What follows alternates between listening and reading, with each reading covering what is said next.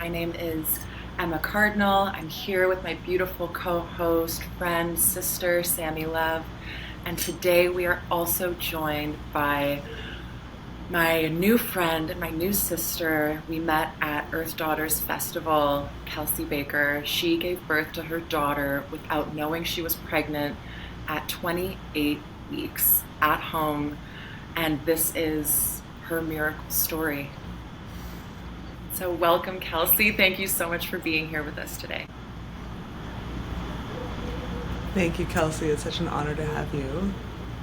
Thank you, Emma and Sam, just for having this container and this space, providing me the space to share our story. This is such an honor and answered prayer. We just met at the most recent Earth Daughters together, and something that came through loud and clear is our stories are our medicine. And each space, each time we get to have the space held, have sisters or whoever actively listen to us, and we unravel more and more when we do this with intention and care. Every time it heals another layer within, and then of course that ripples out. There's the other side to that. We can almost get stuck in the story sometimes, where we need to live there and we need to piece together the things, and why me, why did this happen, and there's sometimes answers we'll never get to. However, I just know that our stories are our medicine, and I want to take a moment to honor that every single woman. I mean, we all have a story, but we're speaking to birth. Every single woman who's had a birth story, it's unique. There's going to be no one that has the two same stories. And I also want to honor that the story I'm sharing here today has a very positive outcome. And I honor that outcome could have been vastly different. And I want to touch on that because Emma, when we met, I mean, your medicine comes from the depths of grief. And so even though there's life at the end of my story, there's many layers of grief, which I will get to. So I guess if you're a woman, and so something you said to me, Emma, that stuck was, we don't get to choose who lives or who dies. That was imprinted to me. We don't get to choose that. I can say, I dug into the depths of my being and I prayed and then this came through. But there was something vastly out there that was moving through me. And so I want to honor that any woman who has given birth, again, we have a unique story, and whether that was life or death, all these stories matter, and there is nothing wrong with you. You're perfect as you are. You didn't do anything wrong, you're enough. And that was the way it was going to go. There's nothing that you could have done differently. So I just wanted to take a moment for that. And just circling back to the Earth Daughters. So Go if you look don't it know up. what this women's festival is, go look it up on the socials.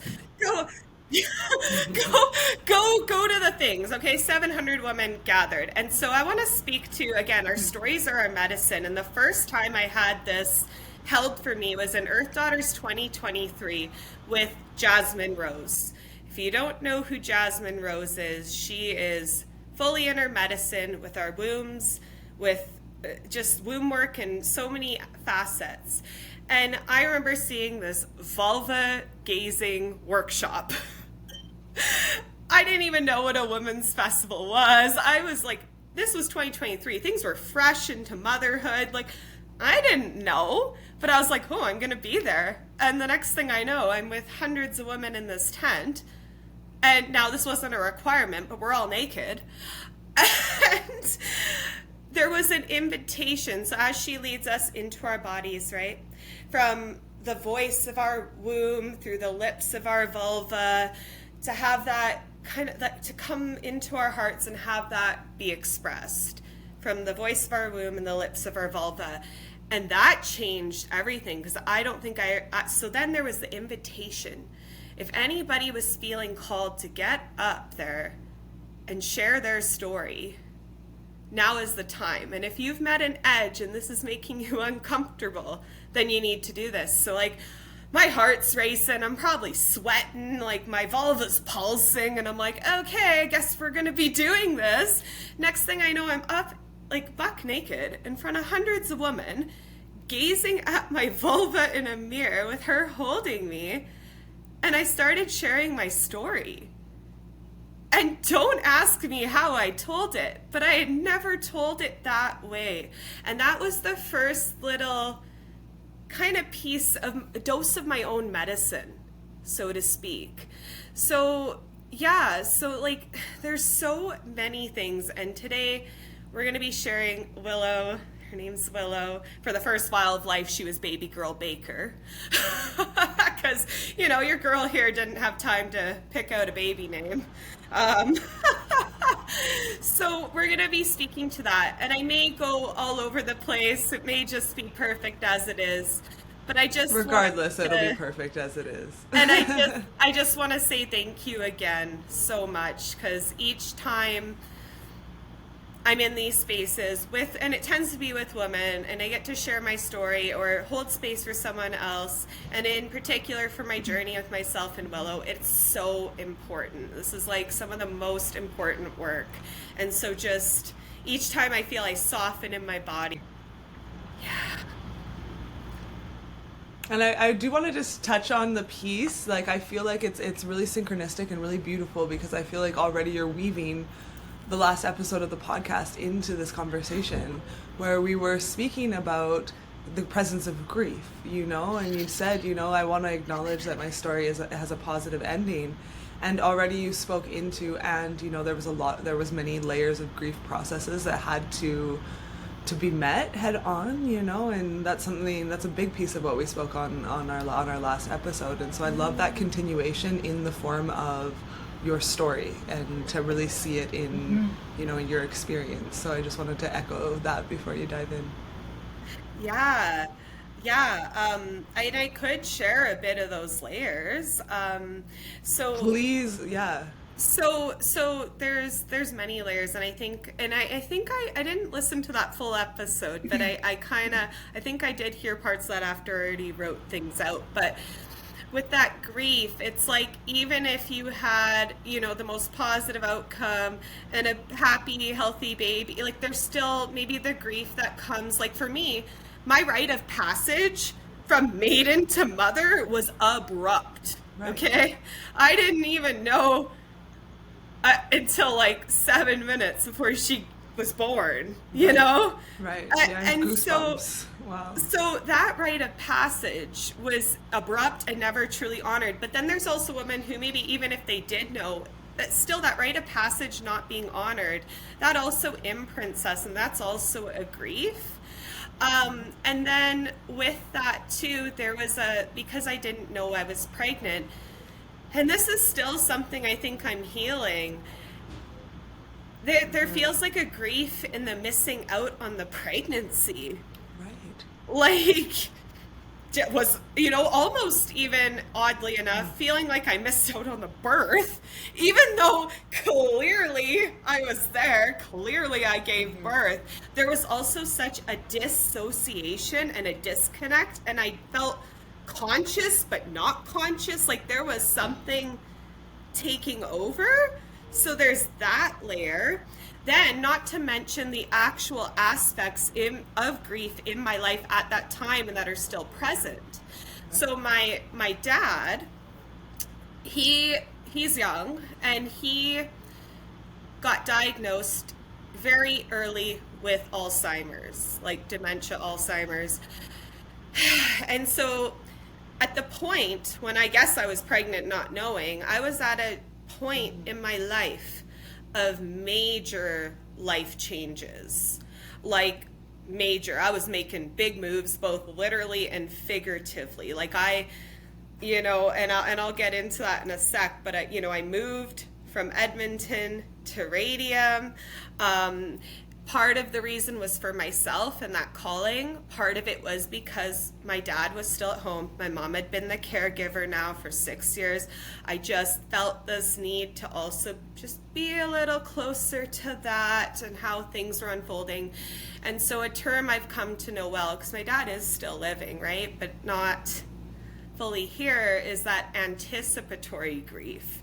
So and that's another layer, because you're grieving someone, they're still like physically there. So that's another layer. And then I just remembered this morning another layer of grief as we're partway through our NICU journey, and most of that I was all alone. We're now in Kelowna, because we were in Vancouver first. We went to Kelowna. Literally, as we made that transition to the step-down NICU in Kelowna, my auntie died. And weeks after Willow and I were in the NICU, my dad got placement in a nursing home. There was all these moving, layer.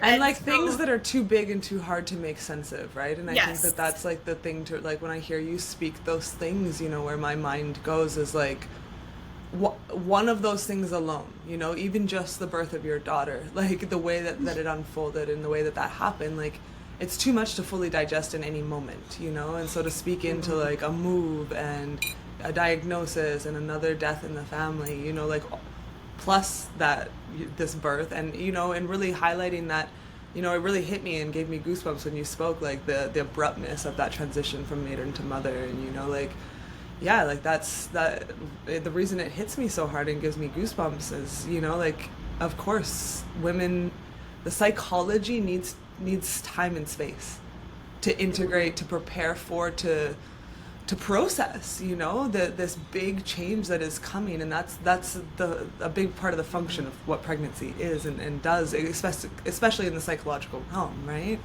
And so to just like, bam, you're there, like, of course, you know, like, beautiful, blessing the life of your daughter, and you know, and I think the "and" is just like a really big piece that needs to be honored and like spoken into in this space and in this conversation, and so that we can give other women permission for there to be an "and" after the birth of their baby, the birth of their most precious thing, you know. Like, our society wants it to be just that, just let's just celebrate new life, you know, and that leaves most women hanging and feeling confused and feeling alone of like, but why do I feel grief? Why do I feel sadness? I should only be happy. I should only be happy. You know, society tells me I should only be happy. And it's such a crime against women. You know, it's such a crime against humanity in so many ways. So yeah, thank you for speaking into those pieces, and I can't wait. Let's dive into your story. Yeah, thank you so much for that, because it's true. It's like, yes, there was all those layers and heavy things, and like, I couldn't imagine my life any other way, you know. I love it. It turned out exactly as it should. So where do I want to go in? I just want to take a moment just to kind of just come back here before I continue on. I just want to set a little intention together. And so I just invite you as a listener, if you want to bring a hand, your left hand to your heart, perhaps your right hand to your womb, and just breathe here for a moment. Just really bring your gaze within. Just opening this space together, welcoming our full presence in our bodies, our minds, the space and capacity to listen and receive, the love in our hearts. And I just want to welcome in all our well ancestors, tracing back through our wombs, through the red thread of our lineages, our mother, our mother's mother, mother's mother, mother, as far back as you would like to go. Honoring the power of woman that has brought you here and all the lives since. We all came here from woman. Thank you, woman. And carrying this forward through the red thread, right into our bodies, into our womb space, energetically, if you don't have one. This power that resides right here in our ability to create and our capacity to receive as women. Feeling this through each fiber of your body and being, imagining the power of women now moving forward for generations to come, whether you're bringing life into this world or not. Your legacy of light and love lives here in your capacity to create that. Thank you, Willow. You're my greatest gift and blessing to this world. Thank you to all the children and babies, living and spirit. Thank you, Willow, for choosing me to be your mother. I love you. I am you. And thank you to the women who create life and death in all their forms. Specifically to Willow, you're my greatest teacher, the love of my life. From the day you were born, I see you as your strong, feisty warrior spirit that you are, your light that may never go dim. I will always be here for you to help light the torch with your own inner fire. Shall you ever lose your way? No, I am always here, and I will forever live onwards in your heart space, in your womb. You came into this world unexpectedly with a loud boom on October 19th, 2021 at 11:34 p.m. My life forever changed and enhanced for the better. It shifted to our journey together. And I want you to know that although you are not a conscious plan or expected, you are always wanted and welcomed into this world with open arms. I love you unconditionally and always. I accept you for who you are. My biggest hope in prayer as an awakened parent is that you learn these sacred gifts for yourself, to love and accept yourself unconditionally always. Your strength has brought forth an inner strength in myself that I never knew. You came at exactly the right time. My miracle baby, a gift from Source. I want you to know how much joy you bring to me and all our loved ones, especially your grandma and I. I'm so honored you chose me as your mother to be here earthside at this time, forever on this journey of life together. Know you are never alone and always loved. Love forever and always. Your mama. Aho. You know, before we got on the call, Kelsey, you were like, okay, I don't want to cry, I don't want to cry. And as soon as you started talking, like before the prayer, I was already bawling my eyes out. And then as you said this little intention again, I found myself crying. And yeah, just thank you. Thank you, thank you, thank you, thank you, thank you. Thank you. And that last little bit that I wrote specifically for Willow, I wrote that letter to her very shortly after her birth, and I didn't think I was ever going to share that with her. And then it was like, here we are. Wow, just casually on a podcast. For the whole world. Yeah, I mean, it just felt very right. So thank you for receiving it felt right that. it felt right to receive, you know. And I think, thank you for sharing that. And and I think it's a beautiful thing to leave like an imprint in time and space, you know, like, and for your daughter to really see you embodying like the full yes of like, I didn't know you were coming, but you're still chosen, you know. Yeah, absolutely. Thank you. So, where should we go here? You know, I guess let's go into it. Like, I seriously had no idea I was pregnant. Like, truly, there was so many reasons why it never crossed my mind, like so many. So like with this, I never thought about it. I mean, sure, did I want kids one day? Probably, so it wasn't too far off. But I had no plan. I had no expectations. There was no research, checkups, prenatal care. Were you in a partnership at the time? So so I will get to that, but basically, so when I met who her father is, it was at a time where it was kind of like the off season, and I rode motorcycles at the time, and a few of us motorcycle friends were getting together in the winter. I was like, oh, this is exciting, or like almost spring, kind of that time, and I was excited to see my bike.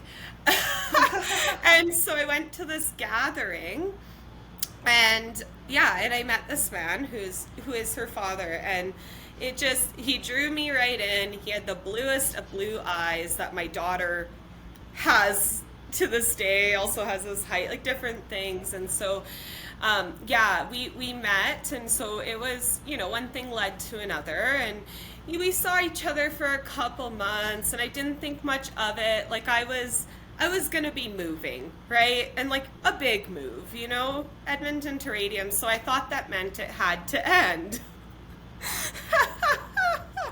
So then we parted amicably, and I, carried on my life. And so, as much of a shock as it was for me, I guess it would be for him too. We're not together now, but, he's around. And yeah, I don't know what else I want to really say about that, but I guess thank you, because without him, she wouldn't be here, right? For sure. But yeah, it was just at a point where it was like, oh, this has to end. But yet something inside of me was like, oh no, though. Is it fully really? over? So, yeah, so basically, like, and I didn't tell him for the first little bit because I was in my own shock and, emerge, like, just life. Like, I was in it, not only just in motherhood, but in the whole NICU journey. For the listeners, I remember you telling me that you also had a nursing background. And that, I remember you telling me this, and I was like, yes, she has a nursing background and didn't know she was pregnant. How is that a thing? How does that exist, right? So I'm curious if you could even touch on that a little bit, knowing that this wasn't coming from a place of massive ignorance. Like, you understood the physiological human body. You knew, like, you would know what signs to look for in pregnancy or in various things. So how did that work for you? Yeah, that's a really good point to touch on. Because at the time too, I was a registered nurse of about 6 years at this point, and I was floating around, and I was already, like, I was so young, hadn't even been in that long, and I was already getting burnt out, like, that was also, we were in the era of COVID. Not to, like, that's not what this conversation is about, but also that was the times we were in. It was a thing. So I guess there's many reasons as to why I didn't know. But first of all, like, and I should know this, but like, the father, he's quite a bit older, but I guess men don't really have a biological clock like we do. Right. So duh. He also told me he had a vasectomy. So, I mean, that would be another layer to the miracle and why I wasn't being careful. There was also, I was already intuitively, like, I was making healthier choices in my life at this time. Like, I had cut out the drinking. I was, eating better. I was making sure I was really hydrated, taking my vitamins, and, like, did the best I could for not knowing, right? So I was losing weight because I was getting healthier. I mean, women do often lose weight, especially in the first trimester. They're throwing up or whatever's going on. But there could be headaches, there could be mood swings, there could be excessive tiredness, like all of these things, right? Breast tenderness or large breasts. But I didn't have any of that when I was pregnant. Yeah. Like, my breasts got bigger, but like they weren't tender, the way that oftentimes women describe them to be. So I'm curious if you had any of that symptomology.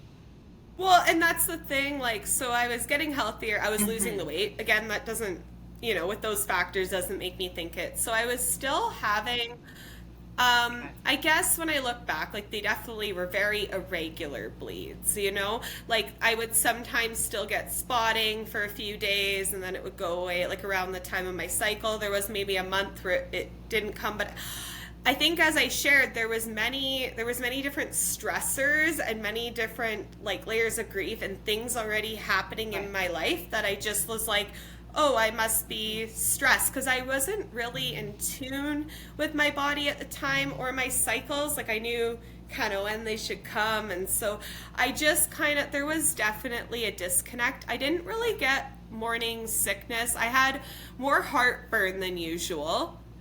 But that doesn't necessarily make you think, oh, I must be pregnant, you know? And then, so yeah, there was just all these things. It just wasn't on my mind. I didn't really have too many like traditional kind of symptoms.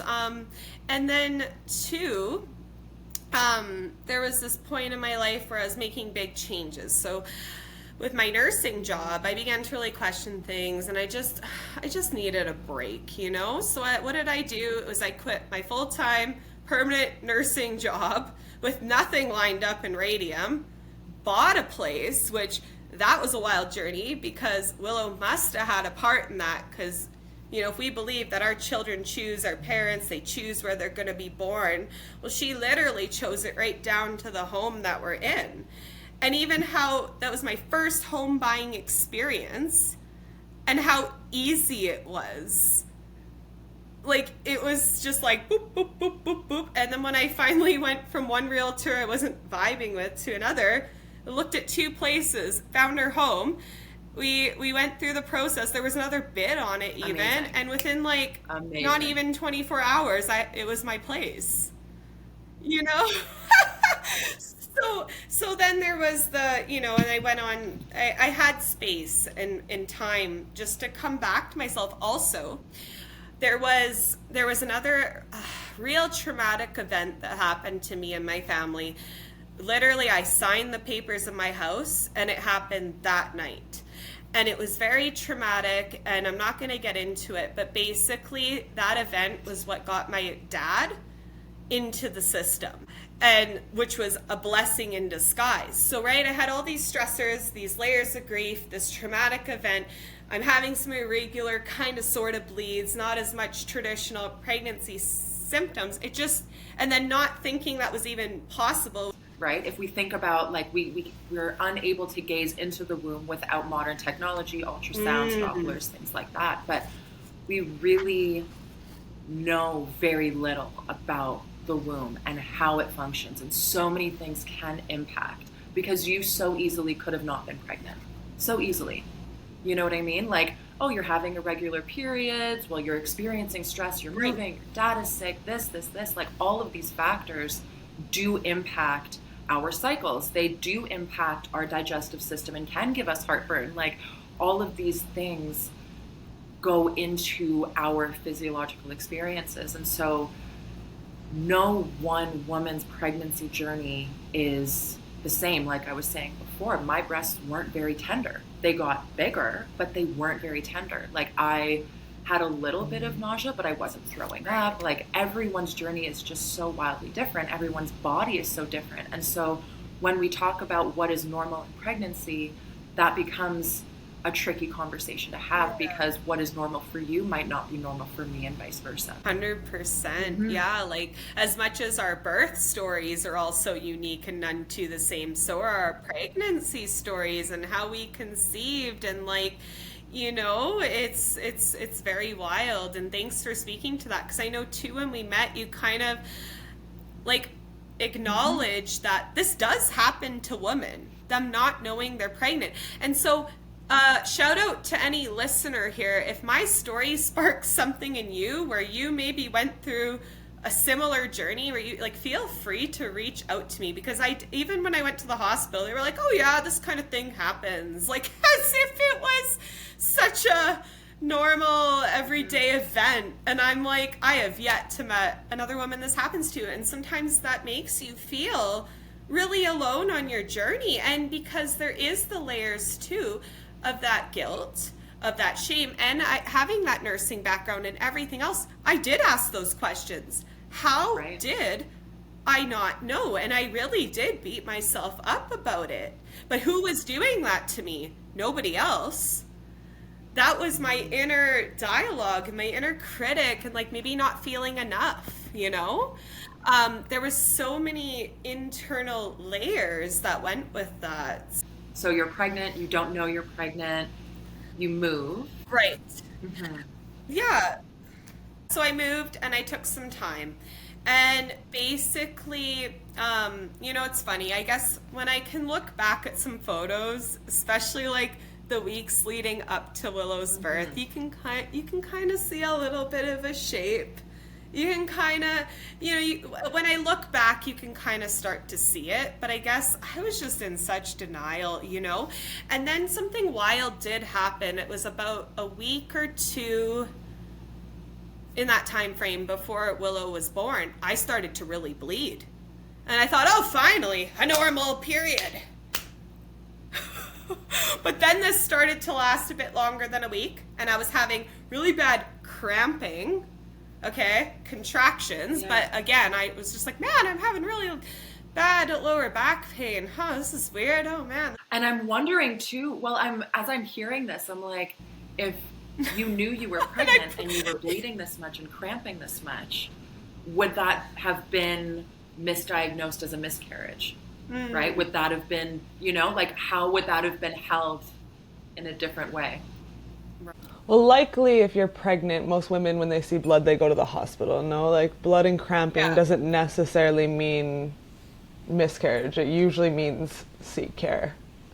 Yes. And so if you're thinking that it's just a bleed, I'm curious what led you to think that it was just a bleed? Like what was the quality of blood? How much blood was there? Yeah. I'm trying to think. I guess because it was finally like, instead of just spotting or little bits, it was like a full bleed. Like it was bright red blood. It was like, starting to flow.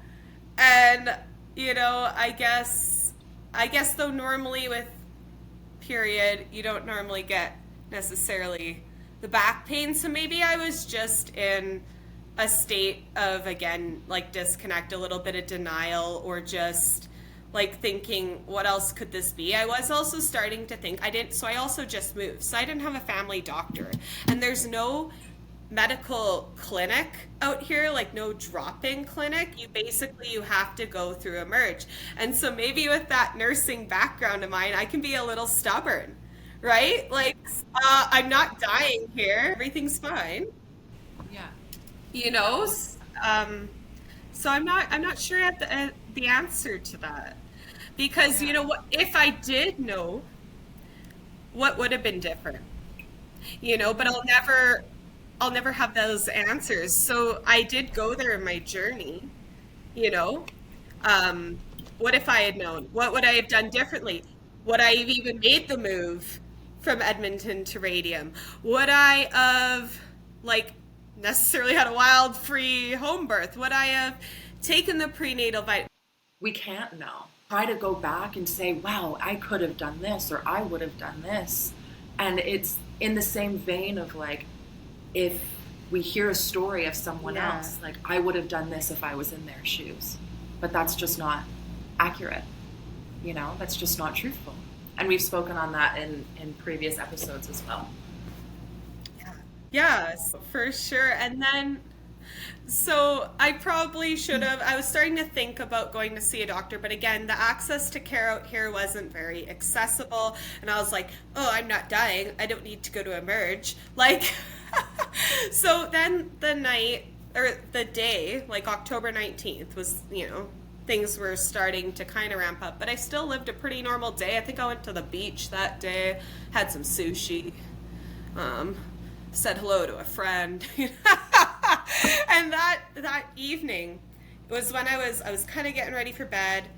I was also getting ready for work the next day because I had just started a nursing job. So you were still doing like nursing work? Yeah, I took the summer off, and then I was like, I was on some EI, and I was like, I should maybe, let's see what there is for jobs. In home health, I gotta admit, if I was still to choose to be a nurse, that was a really good fit.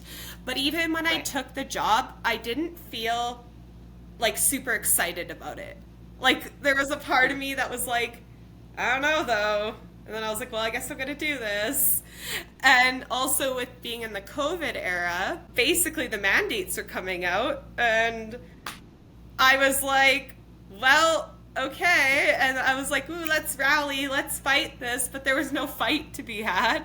There was nothing. So I just kept showing up, gave the best patient care until the bitter end, right? And that's what I chose to do. And so then the night I'm getting ready for work, now things are ramping up and I'm going, okay, there's something more going on here. I can't ignore this because now I'm going into labor without knowing.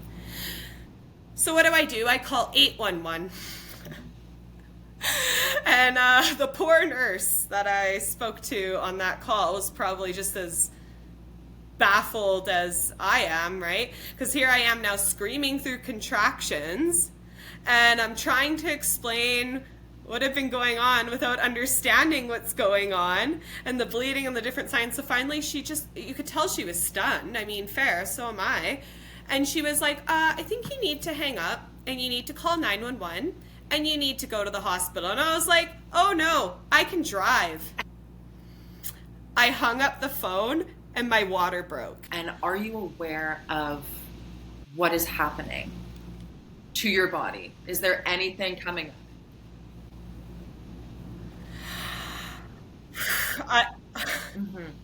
I think when that happened, I just felt a big gush and whoosh, and I went, okay, I'm calling. Like, there was no thought of even what, just I knew I needed help immediately.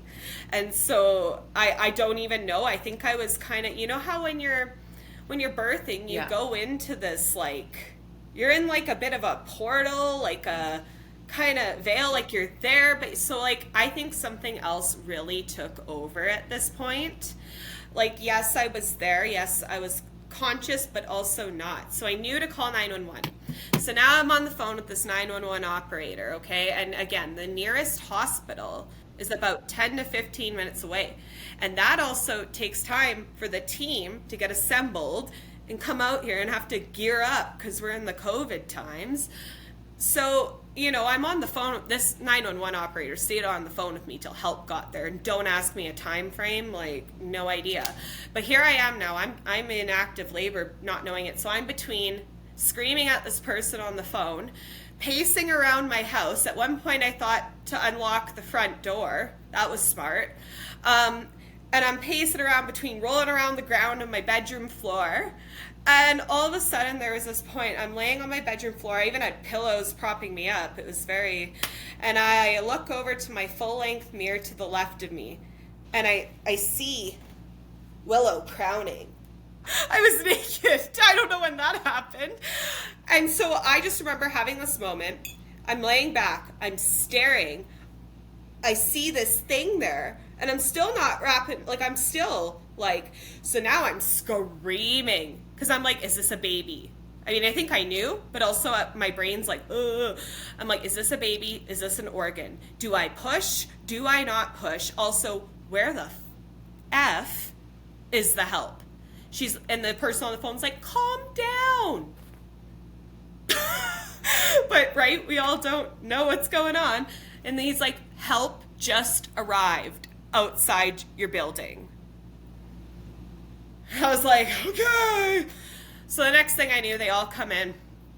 And I think I have the names of these firefighter men written down somewhere, but thank God for these men who showed up. Because, and I got to meet them all after, and this one of them, I forget his name, but he shared a bit from his perspective. And he said they all walked in, they could see her crowning, right? They all know what's happening, and I'm like in Delulu land here. And he said he literally had to step outside the room, compose himself, come back in, and he asked, he was like, okay, so is there any chance you are pregnant? This is my answer. No. And he's like, well, you're kind of giving birth. And all of a sudden, this wave, this presence washed over me. And I was like, no. But also, oh. So 7 minutes after their arrival, she was born. At 11:30 on my bedroom floor in Radium Hot Springs. Now, again, with this, we don't get to choose who lives or die. I could feel it all those men, they were holding their breath because she was fucking tiny, like not much bigger than my hand. And I could feel it. They're all like, is she gonna breathe? And again, I like went within. I was like, I know I didn't know till 7 minutes ago, but good Lord, like, if now's the time to pray, here I am. I'm ready for this. And all of a sudden, she let out a cry. We were scooped up. I was carried out in an ambulance. They did ask me if I wanted to hold her, but I was in such shock. I was out of it. I was shaking. I wasn't even able to look at her or hold her, my own choice, until I got to the hospital because I didn't want to drop her. So as we're being carried out, okay, I gave birth to my placenta being carried down the fucking stairs of my condo building. It just came out. And so there's another piece to this grief. I missed out on the pregnancy, almost you could say the birth. And that placenta was never properly honored, and that's no one's fault, but it ended up with all the different moving pieces of transition and things. It ended up in a fucking bucket. And it was kind of like days too late, and I found it in the breast milk fridge, and it was just too late, like, because they could have sent it off even for pathology, maybe given me some answers. Does it matter? I don't know. But yeah, so that was that. And I mean, what matters is how you feel, you know, like there's no right or wrong in terms of the logistics of some of these details. It's really just the emotion, right? And what felt like it was missing for you, what felt like, you know, what felt like it was missing for you, what felt like loss for you, you know? It's just important that you honor those spaces, regardless of if any other woman would feel different, you know? Like, there's a woman out there that in the same shoes wouldn't have even thought about the placenta even years later, you know? And right. And so it's not about whether these things, like, you know, it's what matters to you, you know, and giving yourself that full permission to claim that and feel the depth of what needs to be felt and process the depth of what needs to be processed. Because another piece of that loss and what I felt like I missed out on, I mean, there was no real tending or care to me postpartum because it had to be the focus on her. Like, you know, they guesstimated that she was 28 weeks, micro preemie is what that's classified as. Like, so the focus had to be on her, you know? But in the same breath, so then, shortly after we arrived to Invermere Hospital, here I am, all I have on me is my tank top, phone, and wallet. And the next thing I know, we're being told, so now I've just found out I'm a mother, right? And just not that long ago. So not only am I now a mother, I hear the words, you guys are going to Vancouver. Can you describe how far away that is from where you are? Yes. So Radium, so this was the journey. So the NICU team from BC Women's Hospital, which the best place we could have been, first of all. So Vancouver and Radium, like BC is a big province, okay? They're at opposite ends of the province. So by car ride, that would be about 12 hours, maybe 14. Through 12, mountain ranges. In there. But what had to happen, so this is all middle of the night. So they had to fly. But because it was middle of the night, there's poor visibility and there is no proper landing pad in Radium or Invermere even. Because of poor visibility, they had to fly from Vancouver to Cranbrook. Cranbrook is still a good hour and a half away. So then now they're in Cranbrook. Then they had to take an ambulance ride from Cranbrook to Invermere Hospital. They didn't get there till I think like 6 a.m. And it was wild. And then when we eventually, get this. So we're told we're going to Vancouver, right? And this one gentleman, he's being so kind and giving me the updates as I'm like, and you know what he said to me? He's like, yeah, so the team is flying. He told me all that. And he was like, so we're not sure if we're going to have room for you on the plane. You'll just, and I'm like, oh, so how am I supposed to get there? And he's like, oh, you could just drive. 12, 14 hours postpartum, and you're going to take my baby from me? So I looked at him and I said, you're not going anywhere. My baby's not going anywhere without me. And he was like, oh, I'll make a call. I'm like, yeah, that'd be great. And so I'm back, I'm tuning within. There's so much chaos just going on around me. I just visualize myself on that plane. I just, like, there was no other option. And shortly after, he came back and was like, oh yeah, there's room for you, not a problem. And I'm like, great. Like, what else was I gonna do? I couldn't drive 12 hours. Well, and I think what you're describing here also is the lack of care to mothers typically in our society, in our culture, especially postpartum. And then there's also the layers of, like, your community, your family, you didn't even know that there was anything to prepare for, whether it was a baby or even caring for you, you know, because a lot of the time people are like, oh, she's just given birth or she's going to give birth. Let's have a baby shower. Let's make her some meals. Let's do something. Let's get ready so we can support her however we are able to, you know, the best ways that we're able to care for our daughter, friend, sister, community member, this new mama that is going to need support. Like, how can we show up for her?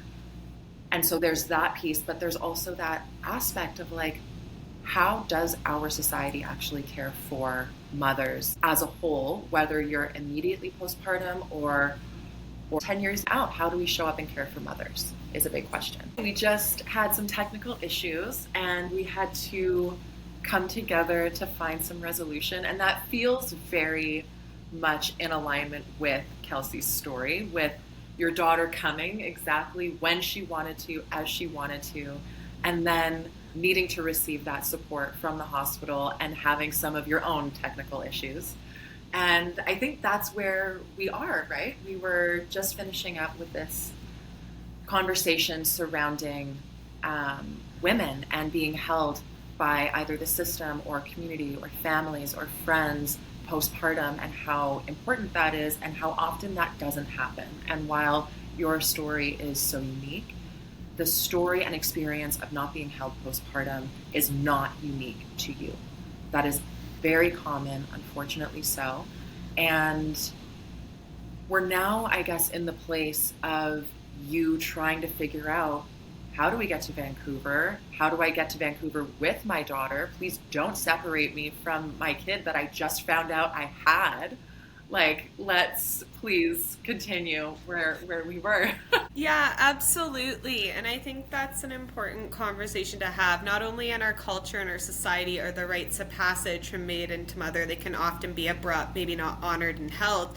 Also that tending to of the postpartum mother while she's in her pregnancy, birth, after, and like, I think something I learned through this too, like, postpartum doesn't just go away like weeks after birth, you know, it's like for life, right? And so how are we showing up for the mothers in our community, and how are we showing up for ourselves and allowing that support to come in too? So like, back to the Vancouver part. So I was allowed on the plane with her, and I went with her. Like, there was no other option. And, you know, the focus had to be on my daughter. That's where it had to be, and I get it. But there was, and then the focus on my dad. But what was kind of interesting was there was time for all these things. Like, right. Of course, I couldn't even get a hold of my parents because they were sleeping middle of the night. So there was time. They were able to both come and meet Willow in the hospital, bring me all my things before she even got intubated for the flight. Like, they got to just witness and meet their granddaughter in the most innocent and pure way before she even, because they described her as feisty, okay? She is like hours old, and they're like, oh, she's so feisty. She kept like ripping the tube, and like they had to try intubating her like multiple times. Want to bring the focus really quickly on She's 28 weeks. What does that mean from a nurse perspective and a midwife birth keeper perspective on how far along she's been developed? Because from what I understand, the lungs are one of the last things to be fully developed and to be ready when a baby is in gestation. And so I'm curious what you know of, like, what was developed, what wasn't developed. Was her skin translucent? That really stood out for me as well when you were telling the initial part of the story, like just the fact that she took a breath. You know, like everyone's sitting there and like pausing and is just like, yeah, you have a baby the size of your palm. I have full goosebumps. Yeah. Well, and you know, here's the thing, because I was so out of it and I couldn't even I didn't even look at her the first time till I was, you know, in the hospital. I don't think I fully grasped it. Like, I could see how tiny she was, but she was perfectly formed. Like, you could see all of her features. I think I showed you a picture, Emma. Like, she had a little bit of chunk to her even. Like, she wasn't like some fraily whiskey thing. And I mean, her hair was like, she had little like kind of fine hairs all over her. Like, she was pink, very pink and fresh. And so I think for me, it's like, yes, I could hear the words. I could see how tiny she was. I could, you know, 28 weeks. I don't know if I knew, to be honest, my work in my nursing career wasn't as much focused on pregnancy or birth. So I don't know if some of that knowledge got away from me, or if I was, when you're in it, sometimes that background can just go away. But I don't think I fully grasped the concept of how serious this was and how much of a NICU journey, and how much of a journey that we actually had ahead of us until we were in BC Women's Hospital in Vancouver. And we were, you know, you have your own big room and she's in an incubator and all hands. And I think it was at that point I started looking around. I started really looking and observing, looking at her, and she's on all these monitors and, you know, all these things. And I'm going, well, right, because the brain's not sending the signals. So the brain isn't developed enough at the point of 28 weeks in order for the brain, like, that's one of the risks with breathing. It's not actually only about the lungs being underdeveloped and needing, maybe not producing enough surfactant, which is a lipid protein substance that helps keep the air sacs in the lungs open to actually breathe. But yeah, bradycardia, which is basically the brain that's basically what's happening in heroin overdoses as well, as the signal to breathe is not being sent. It's different with opioid overdose, but that's basically what's happening, is we're not receiving that signal.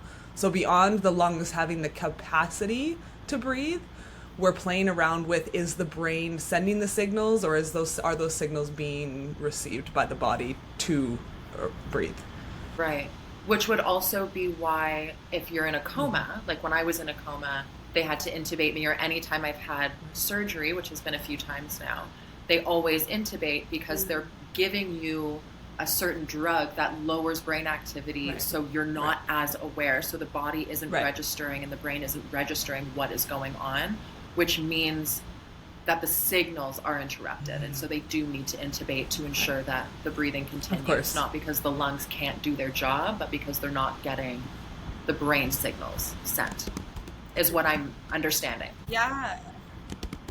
And that's 100% it. But for me, like, I just, again, all logic and nursing background went out the window, and it was terrifying, right? Like, this would happen when you're holding her. And until a doctor explained it to me that exact way, he sat down and he said that. He's like, there is absolutely nothing wrong with her lungs.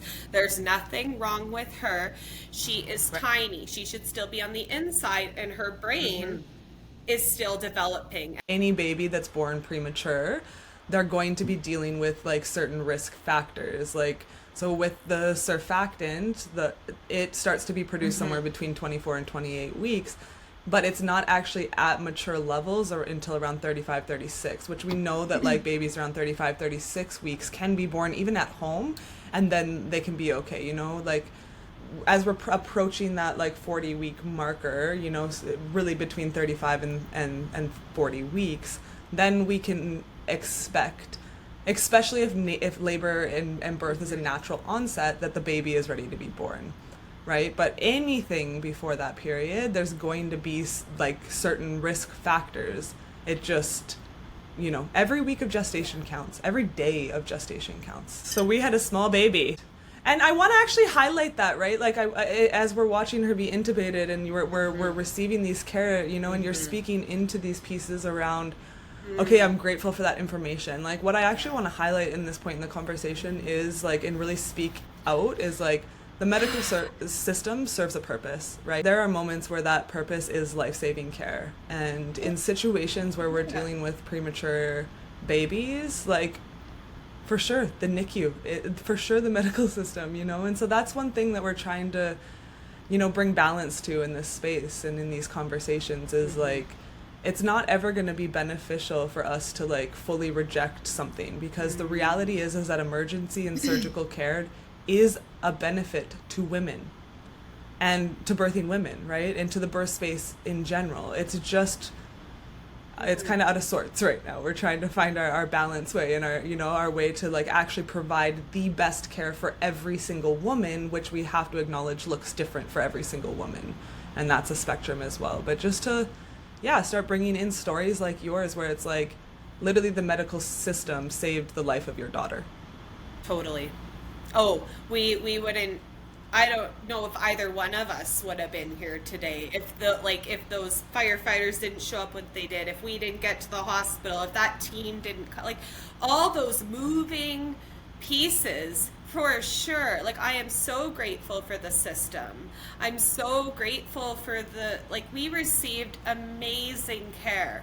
Like, and, you know, I had really, really positive experiences. I was always, you know, because I did have that nursing background, I was present for all the morning rounds with the whole team, right? And I felt like I had a voice when I needed to have a voice. And I felt like I also received education where I needed education, right?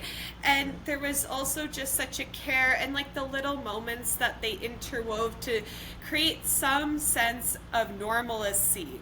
Because this is your baby. This is your first weeks of life together. Like, how can we make this as normal, you know, of an experience, and still, like, very important to have that skin to skin contact, right? They're in an incubator all the time, but making, like, every single day. Well, I think it took the first 3 days she had to be kind of untouched and settled from all the altitude. But I remember the first time holding her, like, right?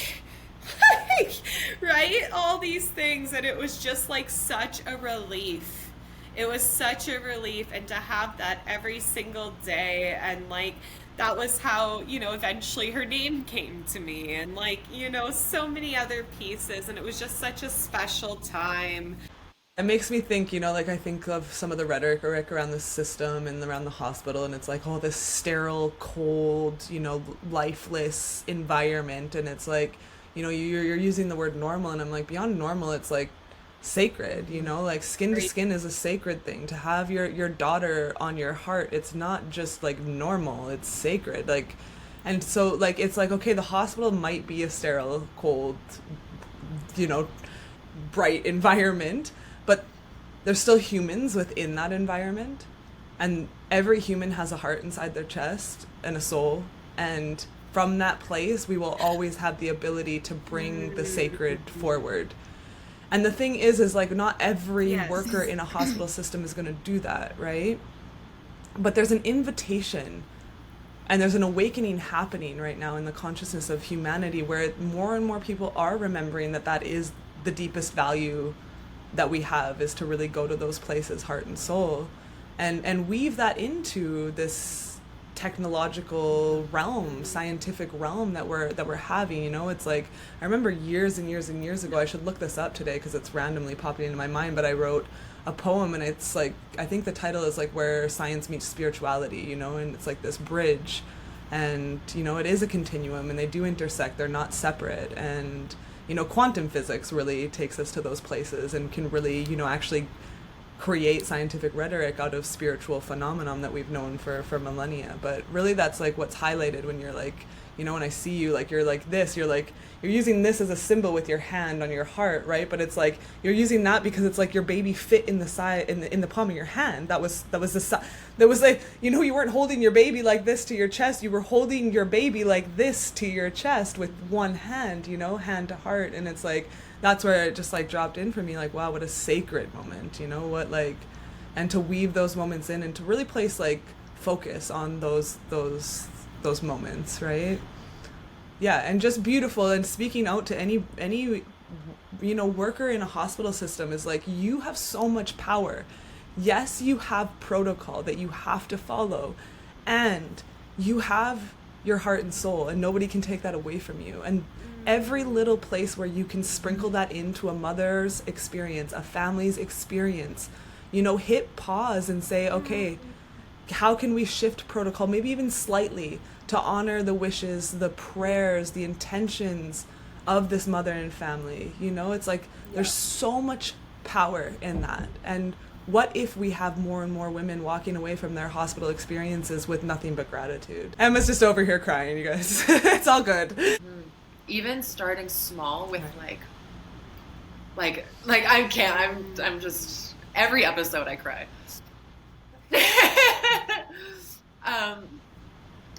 every time, but just holding the gaze of a mother for just a little bit longer, you know, when she's postpartum, when she's in labor and she's looking for something, just holding her gaze. And what shifts might that make? What might you notice? What might she notice? Right.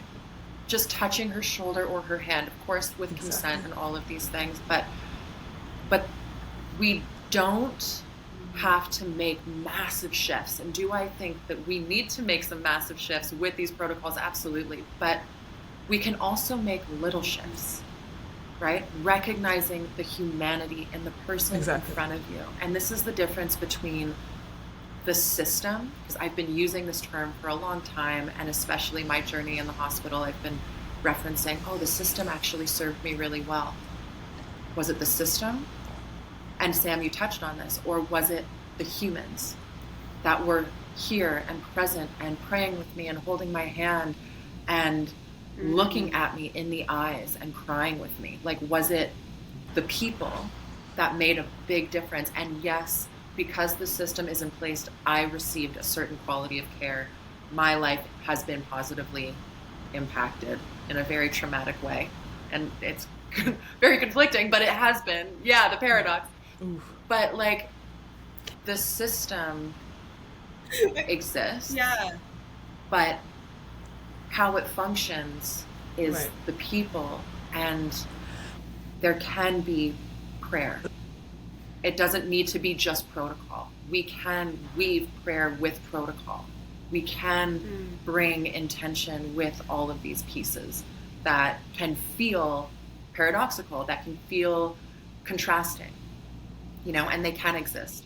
Just alone a connection with God, whatever that means to each and every individual, all of the stories and bells and whistles that go along with that is actually irrelevant in my eyes.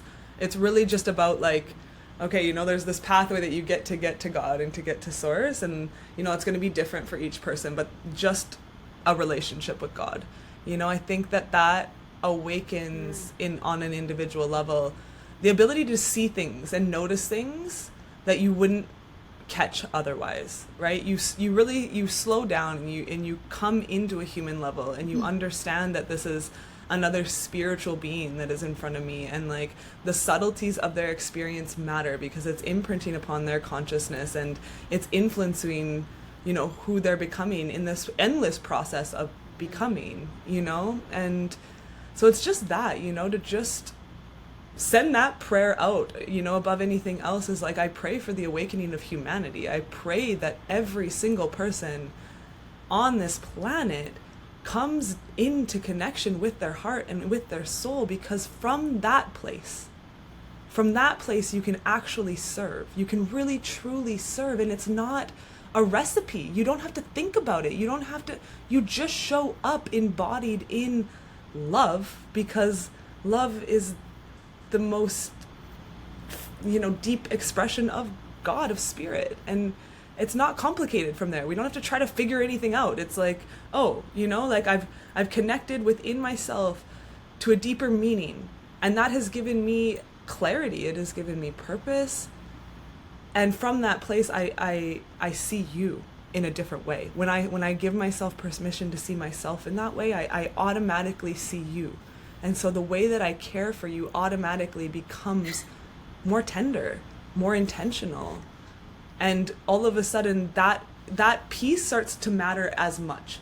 You know, we have those scientific minded people that are like, but the science, the protocol. And it's like, but what about the humanity? It's a yes and. We can honor science. And it's not about all of these home birthing women and all these home birthing families dishonoring science and being like, yeah, we just hate science. No, that's not the point. It's like, I want to be treated like a person. This is the most sacred moment of my life. And I want it to feel like the most sacred moment in my life. I don't want it to be me just the next person on your conveyor belt that's birthing a baby under bright lights with gloved hands, you know, and you treating me like I'm just the next person on the conveyor belt. I want to be treated like I'm your whole world while I'm the person that's in front of you, you know? And this is actually, you know, it's not even just, this is the most sacred moment of my life. This is the only time this baby is going to get born. Like, be born. This is the only time this baby is Right. getting, you know, like, that's the only time that's happening. A woman might give birth, and Jane Hardwick, I sat at her feet at Earth Daughters this year, and she said, you know, a woman might give birth a handful of times in her life. In some cases, my grandmother, 11 times, you know, that's not as common anymore, but a child is born once. One time. I was born once, you know, and of course there can be rebirth moments and born again moments and all of these pieces, but like, we are born once. And we have an episode on imprints, and those imprints matter, and they do go to shape so many pieces of who we are, how we walk, the ways that we function in the world. And when we're making decisions about our birthing process and how we want to birth, and of course, Kelsey, you didn't really get to make decisions. Like, that wasn't a thought for you of, how do I want to birth? What do I want my birth to be? It just happened, you know, for you without you cognitively thinking of anything. But I just reflect a lot on, we're not just choosing for ourselves, we're choosing for our children. We want to make the best decision for our babies and ourselves. And yeah, it's just, birth is that it's, you can't always put work. No, thank you. Oh my God, I love it.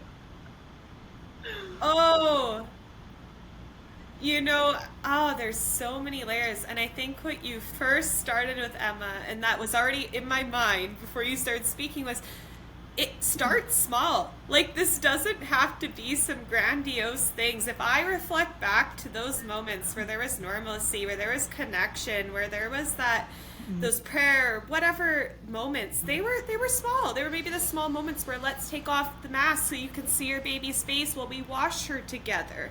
Maybe it's me barreling into the NICU at midnight one night having a full-blown panic attack because my pump's not working and you have to sit with me. We're now holding hands and you're talking me down from this panic attack. Maybe it's in the, okay, we need to really involve you now because you are a mother and you're eventually going to be leaving here. Like, all these moments matter. And something that, for myself, you know, and it doesn't have to look the same for everyone, but something that I did from like the get-go of the NICU journey, because I would leave at night to go sleep. I got to stay at Ronald McDonald House. Blessed how that came through, by the way. Like, I only slept one night in the hospital. But that was hard too, because then you're leaving, you're coming and going. We want to naturally orient towards positivity, right? And so the positive thing is this NICU care exists and it's saving the life of your baby.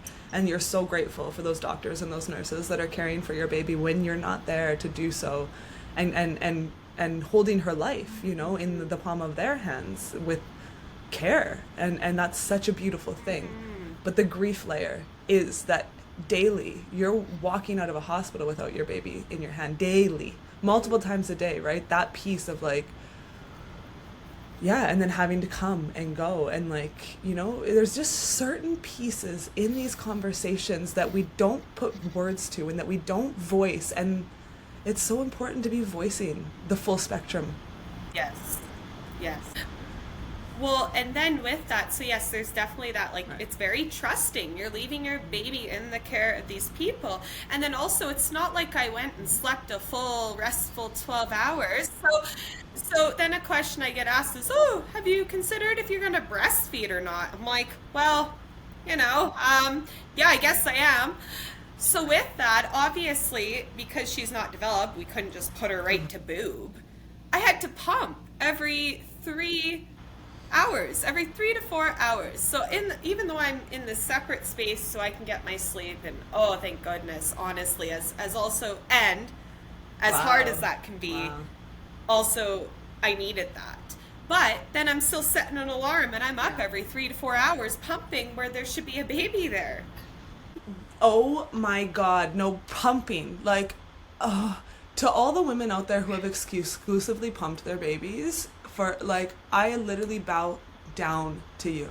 Like, straight up, pumping for me was one of the more and I did it rarely, but I got pregnant with my second 4 months after the birth of my first, and then my milk production started to decrease, and so I was trying to use the pump to stimulate, and I cried with a pump on my breast multiple times, just absolutely despising the experience. And so, you know, like, that's why it hit me so strong when you said that, like, waking up in the middle of the night expecting there to be a baby in your arms, and like, it's a pump in your arms, and like, that is a vastly different experience, and I just really want to acknowledge that for you. Oh, it is. It is.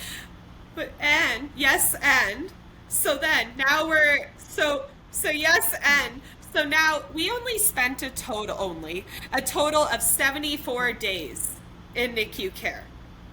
Only, but like, seriously. So now we're in the step down Kelowna NICU that we had to be transferred to. And now we're starting to consider, so she's being fed by breast milk through a tube in her umbilical cord, right? Maybe mixed up with a little bit of, but it's my breast milk.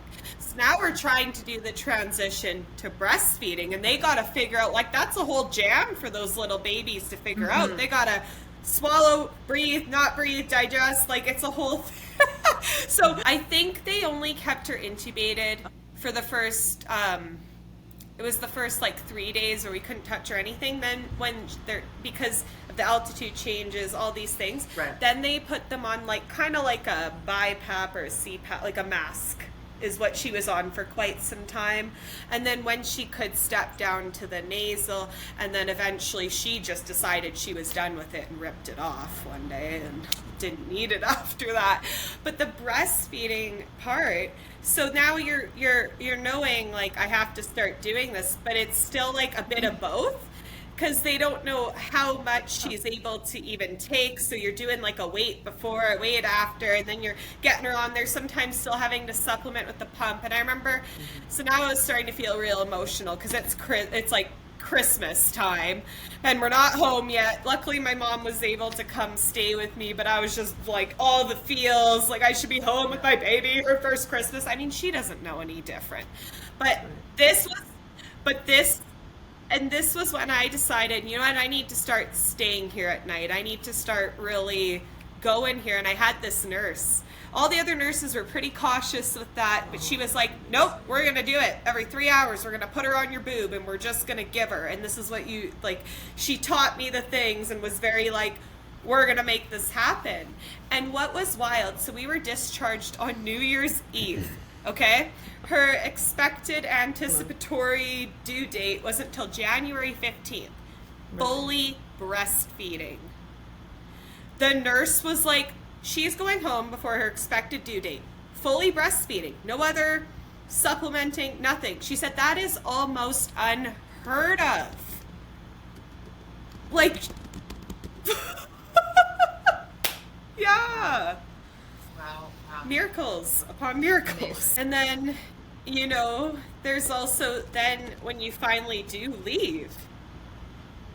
So you go from having this 24/7 hour care, right? These monitors, these noises, these stimulating things, to going home and it's just nothing, right? That was pretty wild too. Luckily, my sweet mother, she was a pillar of support at that time. I imagine that being a really big transitional moment, and like I know that there's like some laughter in it, but like was there some real fears for you? Like, what was the truth of your like psychological process in that moment of coming home now? Because also, like, I would like to name and recognize that technically she's still a premature baby when you're bringing her home. Like, she's so how many weeks would she have been when you brought her home exactly? What would she have been at? So she would have been, it would have been about 2 weeks before her expected due date. So around that 38. Yeah. It honestly, it was a bit scary. It was a bit terrifying, like, because then you go home, right? And now you're putting her to bed in her crib, and there's no monitors to say, let's say she has an episode in the night. Like, obviously she's stable enough, they go through the process, but what if? And then I'd be sleeping, and how would I know, right? So there was that kind of, like, you peep in all the time, and then she'd wake up to feed, and, and I think that's why I was like, Mom, can you just stay here? Because I just felt like I needed that other person, that other extra ears, because I was all alone, right? I hadn't had a lot of exposure. Like, I had, some friends who have kids, a bit older, but like say like I was around a lot of babies my whole life. Like I am an only child, and and just cousins at different points and ages, but I don't know if I would say I had a solid background or a solid like preparedness. So then the other thing, right, is there was no nursery prepared for her. I didn't have a crib. I didn't have a single baby toy. My mom did that all behind the scenes, so I came back to a full setup room for her with such care and tenderness. There was people donated things to us. Like, we had everything we needed. We had more than enough. And I was just flabbergasted and like so grateful for that. So then that did, in one sense, even though there was the mixed emotions and the things, and you feel a little terrified, I think most new parents can feel that way. It's like, oh, I just gave birth and now I'm taking home this tiny life.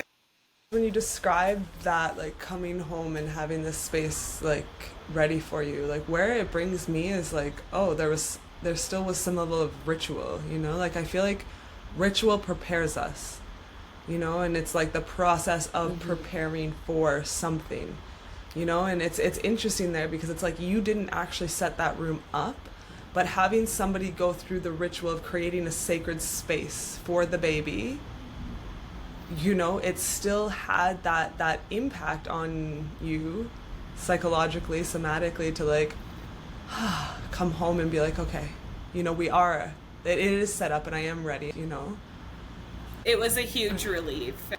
I'm curious about the process of telling the father about this whole escapade that unfolded. Yeah, that's an interesting one. So there's a few layers to that too, even though, because I mean, for the NICU part of the journey, I was in it, I was living it. It wasn't on my, like, I was so focused and coming back to my own body and my own things and my daughter, like, it just wasn't the priority, but it did come up. And, he was still in Edmonton at the time. I was here. And I knew I had to tell him. It wasn't like I'm going to keep this and keep... No, it wasn't that. But also, like, how do you even go about that, right? And I don't know, for me, so I took some time to process that. And then when I came back, it really came up. And I was like, for some reason, I felt like it was important to do in person. And so then it's being able to have that time, right? Because then also we moved from Edmonton, so everyone can meet baby, and like a whole thing. And also, he already knew because his roommate at the time was one of my best friends. And so it kind of got spilled. Like, he knew. So yes, but I think that was good how that unfolded, because as much as there was a shock factor for me, I mean, I can imagine there was a time needed for him to have his own shock factor and processing too. So that was the choices I made. I don't know if that's right or wrong, but it felt like what was best. I think that there's a ton of nuance in your story. I think that there is a lot of energy that needed to be held. And I don't necessarily think that it was your role or responsibility to coddle everyone involved, you know, like Yeah. to the extent of what you were going through on a personal level. I think that there's space for that to be kind of honored, you know, and like, yeah. Absolutely. Yeah, and I think that there was that space to be honored, because then when I was able to go out for the Edmonton trip, and at first him and I just met, and that's when I sat down and told him, it was really received well. It was. And then I did make the time during that trip for him to meet her for the first time. And then it just, you know, I'm not going to get too much into, you know, how that's gone and I mean, we're not together now, but Willow does have a relationship with her father, and, you know, it's the great. best it can be at this point. That's so beautiful. It sounds like it's all like, you know, like there's been some unexpected bumps in the road, and, you know, some different things that you've definitely had to navigate unexpectedly, and but you have a beautiful, healthy daughter, and it sounds like she's got two parents that love her, and, you know, like what grace at the end of the day, you know, like what grace. Yeah. Yeah. Well, and that's just it. So then, you know, Willow's home now, and she's tiny, not even at her due date yet. So I gotta admit, the bulk, like, so there is different checkups and appointments and things they do for early preemies, that way, even when you're sent home, right? But the bulk of our care was our beautiful family doctor. We saw her, like, she was the doctor that was there in emergency. Like, I didn't have a family doctor. I was on the wait list, and I remember looking at her before we left, and I was like, hey, so I don't have a family doctor. She's like, hey, so I guess you have one now. And we had a really good relationship, and there was a couple tests, like they have to make sure their hearing's okay, so they have to go through these different, but she passed all of that with flying colors. She probably has supersonic hearing. Then they also had to do some vision testing. We went for one appointment to follow up with that in Kelowna, and they were like, she's healthy, goodbye. And I was like, okay. And then, like, there was a pediatrician that, you know, we went and saw in Cranbrook, but again, we saw them a whole twice, and they were like, okay, this baby's healthy, just your family doctor's got this. We're here if needed. So, like, any point where there was follow-up, where there, like, these different things, it was always just, she's healthy, she's happy, she's thriving, she was tiny. And now with micro preemies, it can take up to, they say, about 2 years for them to get caught up. So, like, you're always, for that first couple years, when you're looking at, like, their development, right? Exactly. Their growth, their development, the milestones they hit, you're using kind of an adjusted age. So, like, yes, when we got home, Willow is, you know, she's 3 months or so old now. And also, we weren't even able, the first visit with my family doctor, to put her on the chart, because she technically wasn't even born yet. So, you know, but it's so amazing to watch her, because she would hit every milestone, and she was always just healthy. Even her whole NICU stay, they described her as a textbook preemie. Like, there was never any complications. She just needed the time. And then I would say she was caught up before the 2-year mark.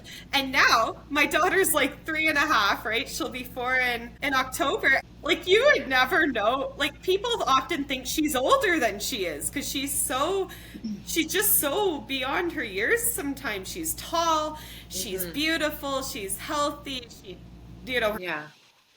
I want to take this opportunity also. We looked up a few, not statistics, but just like, who is the youngest baby like gestationally speaking, to be born and then survive. And so we've got a couple stories just on my cellular device that I do want to speak to as well, just to offer some context, because this is like, your daughter is such a miracle and you are such a miracle. This whole story is like, it's one of those things that I hear and I'm like, is that even real? Like, does that even happen? And you're sitting in front of me, like, you told me this story in a meadow and we were bawling our eyes out. Like, I know it's real. I've seen the pictures, you know, and I'm gonna meet this miracle child in like a week, not even. So, in a few days. Okay. Like, but she's real, you know, these stories are real. So the first one that I want to highlight here is, if I mispronounce this, please forgive me. As a whole, I'm only human. But this name is Curtis Zai Keith Means, who arrived at 21 weeks, 1 day gestation on July 5th, 2020. He was 14.8 ounces. This was in Alabama, United States. 14.8 ounces or 420 grams. He was a twin, and his twin sadly didn't survive, but he did survive. He spent 275 days in the NICU. So that was 7 weeks before your birthing in terms of gestation time. And then we also searched the youngest babies to be born at home and survive, because this wasn't just a case of you gave birth to a premature baby at 28 weeks. You gave birth to a premature baby not knowing you were pregnant, having zero prenatal care. And when I say prenatal care, I don't just mean ultrasounds and vitamins and checkups and all these things. Prenatal care includes like the mental preparation and the spiritual preparation and like being in therapy, talking about it. Just the intentional awareness of like, okay, this is happening. And there was none of that. Yeah. And you gave birth at home, not knowing you were giving birth until you were crowning, which is like amazing. So the first example here, we have Luther Raymond Noble, who was born February 1984 at 17 weeks early. So he was 23 weeks gestation, 11 ounces. It doesn't say where he was born. But he was born at home and then transferred to the NICU. And then we've got Marguerite Keller Casey, born August 1939 at home in Rigby, Idaho. She was about 28 weeks gestation, similar to you, just weighing 90 or 29 ounces, and then being transferred to the hospital and in the NICU, but living and surviving. And what I find so fascinating about those two specific dates is just the rarity, right? There's not many cases of early births at home with a survival rate. Mm-hmm. And the sheer miracle of that, she could have so easily not survived. And the stillness of the room that you described, and I have massive goosebumps of everyone. I can just picture it. The silence and the waiting. Everyone holding their breath to see if she's even going to take a breath. And then she did. And I don't know why I can't go through these podcast episodes without crying, but it's just, it's just so, it just makes me feel so small in the grand scheme of like the mystery and creation, and like, wow, do we get to make any decisions? Like, do we get a say in how things turn out, or is it beyond us? And I can't wait to meet her. I'm so excited to meet her.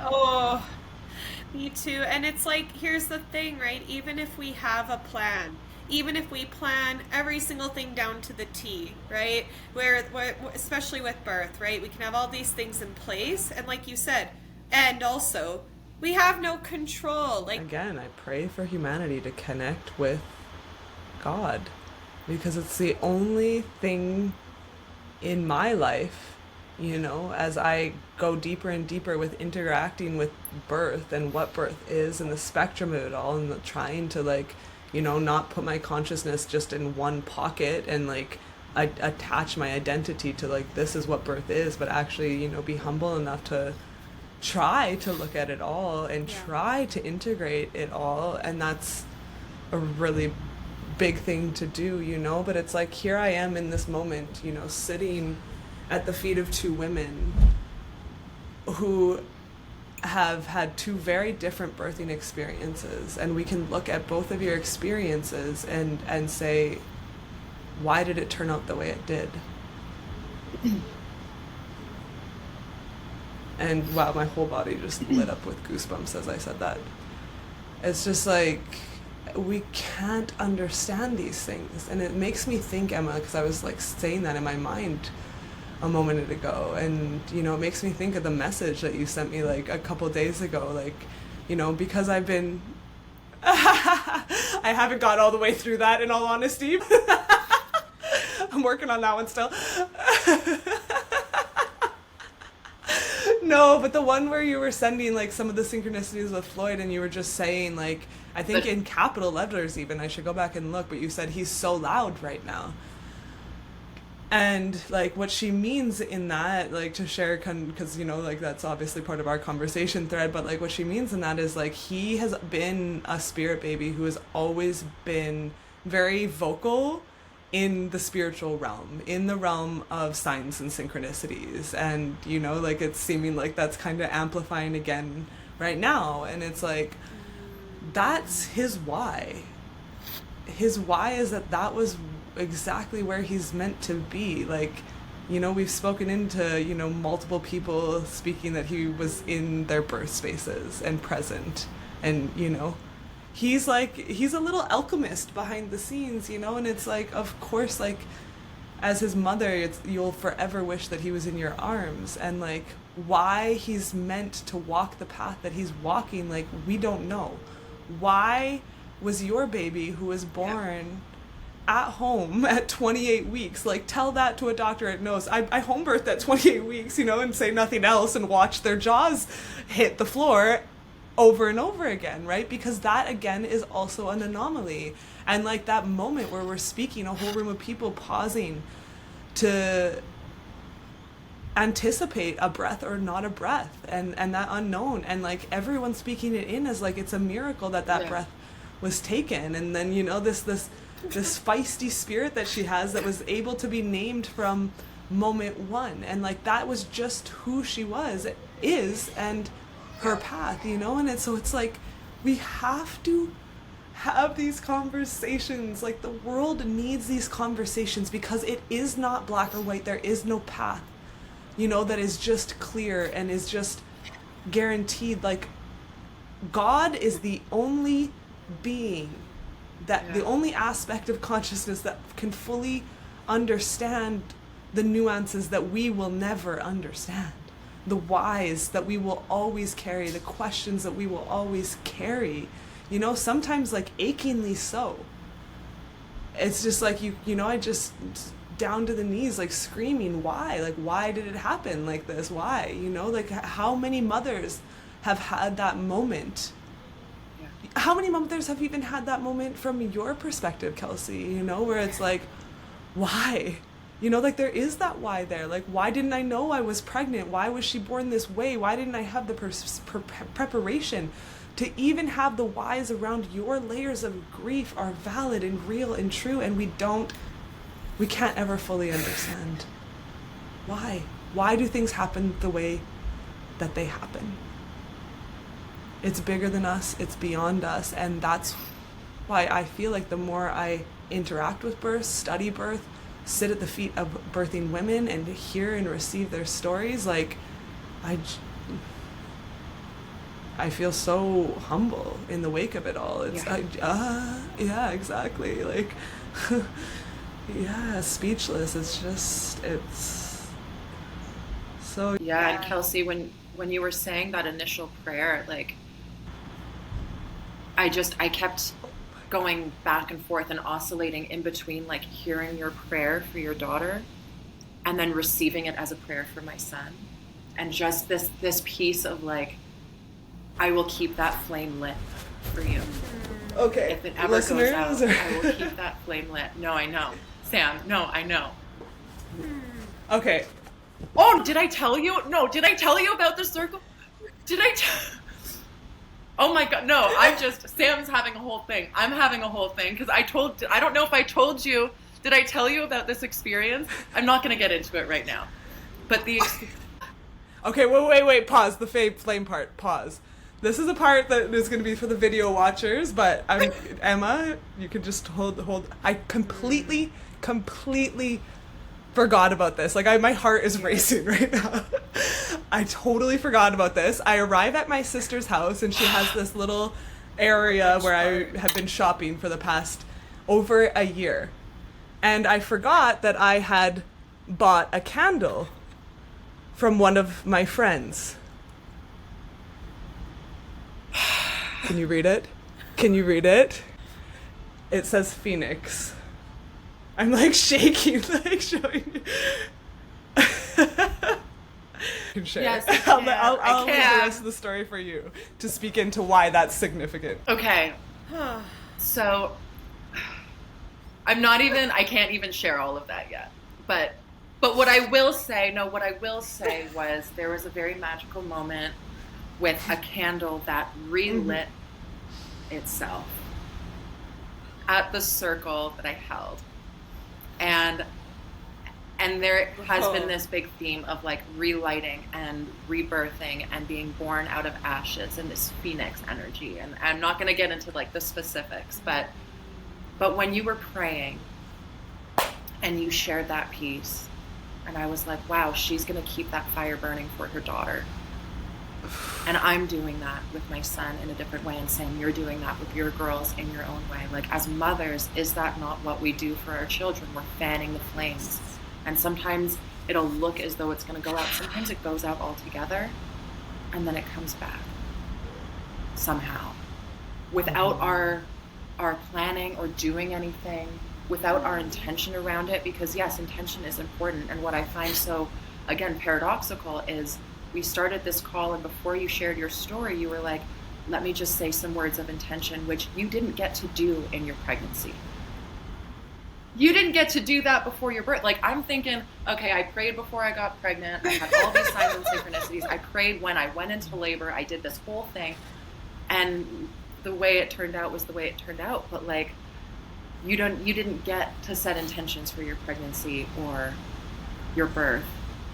But you're setting intentions with how you're sharing your story. You're being intentional with how you're raising your daughter. You are choosing and being very thoughtful with the steps that you're taking on your path to motherhood. And I mean, and we've had a conversation, Sam and I, around responsibility, and how responsibility doesn't mean I'm taking the blame for everything. It means, okay, what is happening and what is in front of me, and how am I going to interact with it?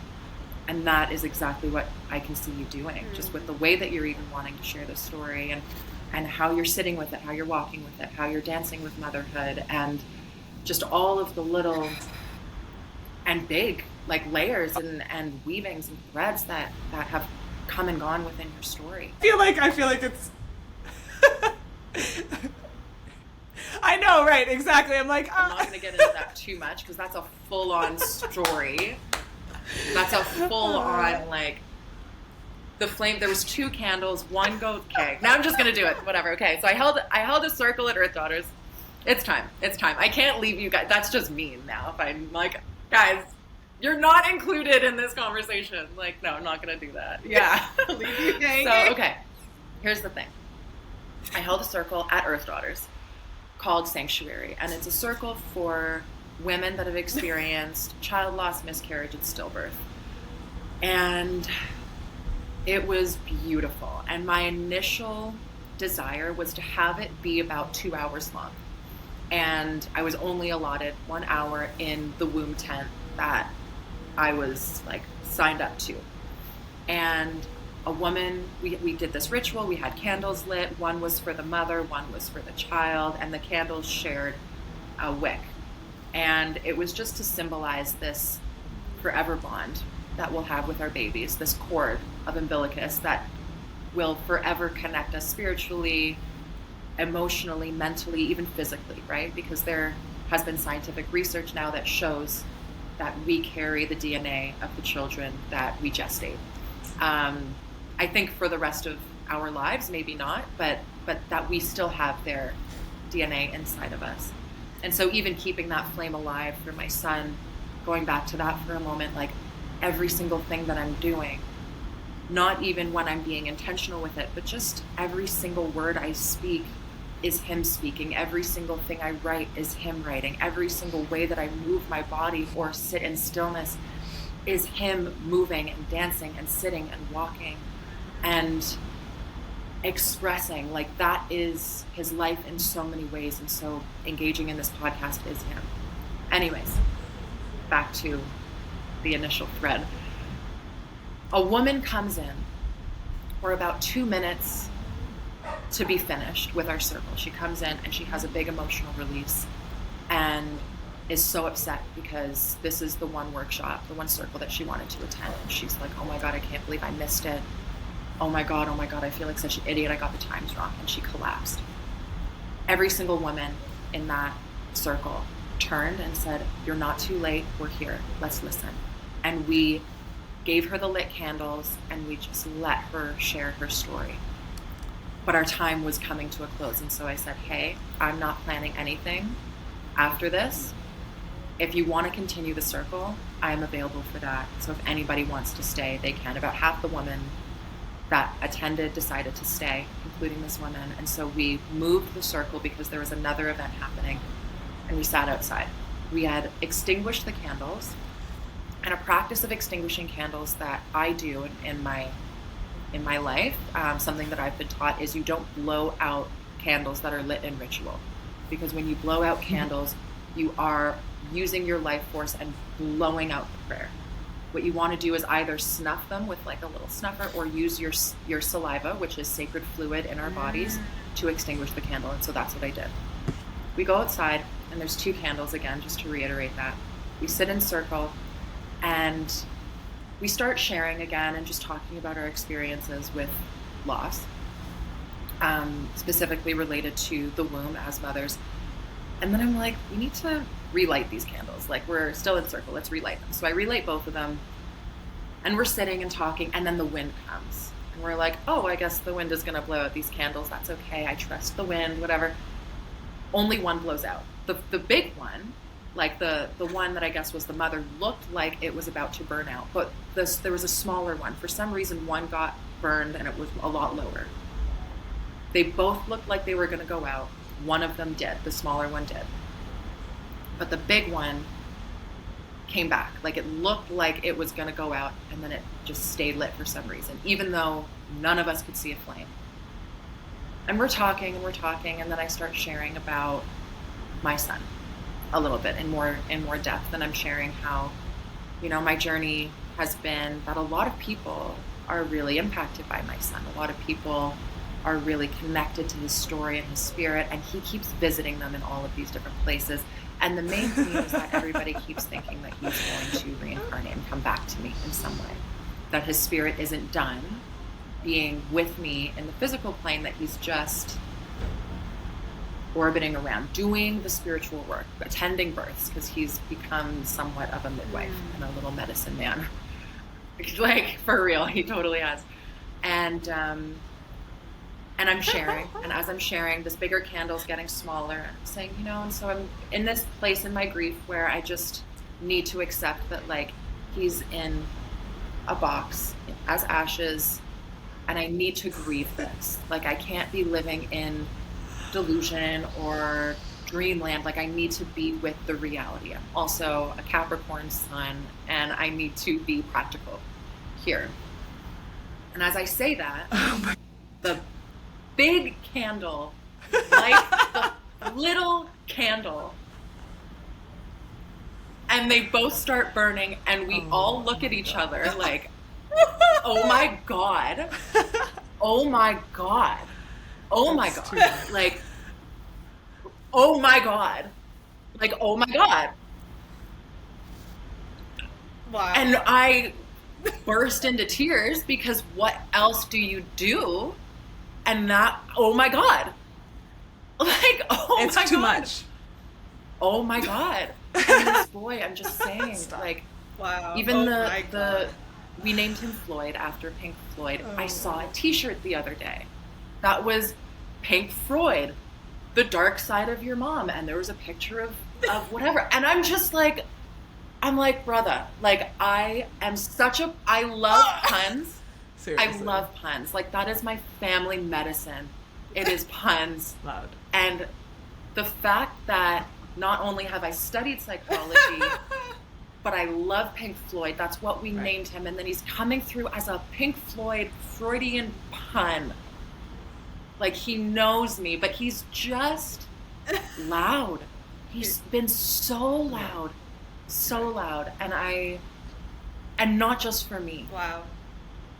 And that's what, to me, feels so miraculous, is he's not just loud to me, he's loud to everyone that comes into contact with him and his story. And I can't know why he's not here, because again, you can listen to all these episodes previous and hear pieces of the story, hear the full story. But we can look at the logical, rational, oh, he was this far along, he was this, you were sick, you hysteria or stuck in your birth canal. And then I hear many other stories, the same as mine, and they're nursing their children as they tell me this story. Or there's a midwife saying, wow, I have a mama that I was helping and she has the same story as you. Of course, different nuances, but then why is my son gone? And then I reflect on the work that he's been doing and the flame that not only have I been keeping lit for him, but he's been keeping lit for me. You know, I'm speaking to newspapers, sharing his story. The fact that he came and died the way he did is impacting other people positively. I've had countless women reach out to me saying, hey, my baby's alive because of your son. And I feel conflicted with it, as I think is expected, because I'm grateful that he has been able to save the lives and continues to save lives of babies and mothers and give women an opportunity to feel seen as well, because there's been many women also who've heard my story and think, I don't even have the courage to comment on something you've posted, but thank you for sharing what you've shared, because that's my story.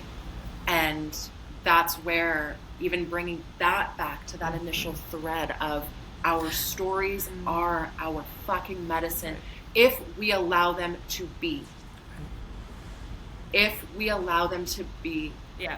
If we allow them to take up space, Yes. if we allow ourselves to feel them, if we allow ourselves to be seen in them, if we allow ourselves to witness and experience the full nuance of what they have to offer, not to make them good or bad, just to allow that to be held and to come through. Because as we've discussed in this space already today, I can look back at my story and think, well, he could have so easily survived as well. Like, how many women have had a 3, 4, 5, 6, 7 day long labor, have your waters open for 5 days, or have a posterior baby, or all of these different factors?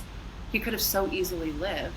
And so it's also not a matter of like, let's change everything in the birthing space. Let's see, you know, what could I have done to help him survive? Because maybe there were some things, and I'm certain that there are timelines and dimensions where he did exist and survive and live and take that breath. But he didn't in this one. And it's not just a medicine of, okay, let's make every single change in the free birth world or in the home birth world or in the hospital birth world. It's also just, let's hold this as the bitter medicine that it is. That is motherwort medicine. Motherwort is bitter medicine. It's not, I took some last night. It doesn't taste good. It's bitter as fuck. I don't like it. but I need it, you know, but I need it. Yeah, our stories are our medicine if we allow it to be. And I think that that's beautiful. And I'm so proud of you for, like, you know, these are your deep gifts. You're having to live it, and that doesn't make sense. It doesn't make any sense, right? How both of our story, right, like, so unique, but like, yeah. And I think I gave that disclaimer at the beginning, like, you know, what your words, Emma, we don't get to choose who lives or dies, and like that my outcome very well could have been different. And so I'm just holding the full duality of that, and I want you to know I did listen to your full birth story with Floyd. I think I told you this as I was sitting out on my balcony, because you go by a hummingbird prayer, right? And there's a significance that you share. And as I'm sitting out on the deck listening to this, a hummingbird literally was just hovering, like real low, not by the feeder, just. But I'm just like shocked, and obviously, like, yeah, it's obvious, and I like just end up being like. You can't make it up. Yeah. Like, you just can't. You can't make it up. Because you're like, duh. And I think how beautiful, Emma, that, you know, you keep saying that, you know, Floyd, your son, that he's so loud. Well, good for you for being able to listen and to hear that. Because, yeah, as much as, you know, even if you're mothering an alive and well child, it's like there's still that listening that needs to take place. And so you're doing all the things, and you're putting that first in your journey, just as I am with a living and well, beautiful, like, girl. One of the things after Floyd died, there was a lot of comments, this. One of the comments that stuck with me really deeply, and this was said from a woman in the community to another woman, and it was given to me. And I don't believe gossip in general, because we can't know where was the person coming from, what was the tone, what was meant, what informed this conversation. So I'm leaving it with a grain of salt, but it touched me really deeply and affected me, not in a good way, but it did allow me to spiral into a deep questioning, because what was said was, what was wrong with her that she could not hear or know intuitively that something was wrong with her baby? And I wanted to get violent so bad, and I punched pillows and I screamed. I was really upset because I then started questioning that myself. Like, oh my God, I must be a shitty mother that I didn't even know that something was wrong with my own child. And through my conversations with you, Sam, and just various other women, I do start reflecting on, like, was there something wrong with him? Was this always the way it was meant to unfold? Was this always decided? I mean, I was also sick. I was also, like, dying. My organs had shut down. Like, I was not well physically. So there was that big physiological piece, but then the spiritual piece of he's dead, and also very loud and alive in the spirit world. But if that was always what he wanted to do, if that was always the way things were meant to go, and not in a spiritual bypass way, but really like deep, reflective, contemplative way, if that's what he wanted, as his mother, who was here to keep that flame alive, who was here to protect him, why would I then intuitively think that something was wrong when things unfolded exactly as they were meant to?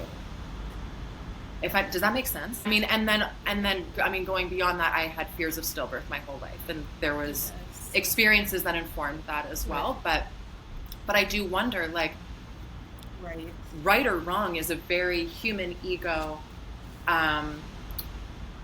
judgment, and not judgmental, but just like there's a judgment there on this should happen, this should not happen, this is correct, this is incorrect, but things just are, and they're not black and white, and they're layered with nuance. As that is such a pillar of birth, the middle way, is that there are so many nuances. Of course. We're that's what we do, is question it all together. But I mean, you know, like, what comes up for me when you're sharing that is, like, the piece that actually stood out most was, like, when you said, I had a fear of stillbirth my whole life, right? And so from the psychological, psychotherapeutic perspective, we can assume that oftentimes when there's a fear present in the conscious realm, that we are orienting towards kind of meeting that fear somewhere. Like, so for example, what I'm trying to say is like, okay, if you have this big fear of stillbirth and you're in the birthing process, what my assumption would be that your psychology would be more oriented towards like delicacies of like, oh, is something wrong? And now I want to meet that and care for that, versus like blind trust, you know, like, oh, I just trust my body and oh, I just trust birth. No. Mothers, in my experience that I've worked with, I also processed one of my biggest fears when I was right before I gave birth to my second was death. It went from death of my baby to my death. And then all of a sudden I was processing Mike and Sunny's death, like that somehow was relevant to the birthing space. But, it, you know, like, so that's what I mean. Like, fear oftentimes spirals in the mind, right? And so, like, to even speak, like, you know, I've spent years working with my mind, and, like, in those days before, I was spiraling to worrying about the lives of people that their lives weren't at risk, or, like, there was, you know, in the birth space. So that's oftentimes the function of fear, right? Is to kind of act preemptively to assure that the thing that we're fearing doesn't actualize. And so if that fear was there, and you've spoken into that, so that fear was there, so likely, you know, in your full conscious state, if you would have been there, right? And so it's like, oh, that's what was happening on the physiological level, and then you kind of spoke as the spiritual level separate. But I would actually argue that those things aren't separate, because your psychological processing, your emotional processing, and your spiritual processing is going to be impacted by what was happening physiologically, because you're in your human experience. Now, of course, we can say, but the spirit transcends the human experience. Well, it does. But the spirit is interacting with the human experience. The spirit is acting with the body, you know? And so when the body is going through something like that, you know, your intuition isn't going to be online in the way that it would if you were in a healthy body, right? Like, it's like, go read Conversations with God, you know, this book where people are describing their near-death experiences, you know, and like what they're experiencing, like your spirit, if you're in the process of dying, isn't going to be mothering Floyd in that moment in that way. Right?